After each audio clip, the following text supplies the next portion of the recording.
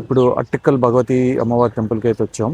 ఇది ఫోన్ బయట నుంచే ఇచ్చేయాలన్నమాట, నాట్ అలౌడ్ అసలు లోపలికి వెళ్ళి వచ్చి అమ్మవారి గుడి గురించి, ఆ డీటెయిల్స్ గురించి, ఇది ఎందుకు లేడీ శబరిమల అంటారు ఏంటనేది మనం లోపల కనుక్కొని ఉంటాం. మనమైతే టెంపుల్కి మార్నింగ్ 6 o'clock అయితే వచ్చామన్నమాట.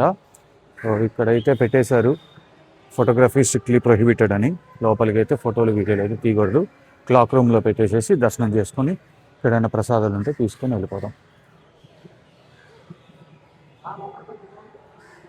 ఇది అమ్మవారి టెంపుల్ అనమాట. లోపల ఫొటోస్ తీయకూడదు, బయట నుంచి కూడా చాలా దూరంకి వెళ్ళి ఫోటో తీయాలన్నారు.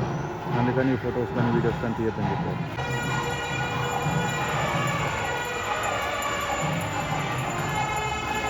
లోపల అమ్మవారిని అయితే దర్శనం చేసుకొని మనం బయటకు వచ్చామన్నమాట. ఇక్కడ ఎవరిని అడిగినా ఏమీ డీటెయిల్స్ అయితే సరిగ్గా చెప్పలేదు.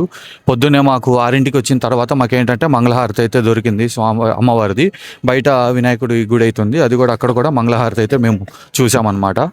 లోపల ఫోటోలు కానీ వీడియోలు కానీ ఏమీ అలవ్ లేదు.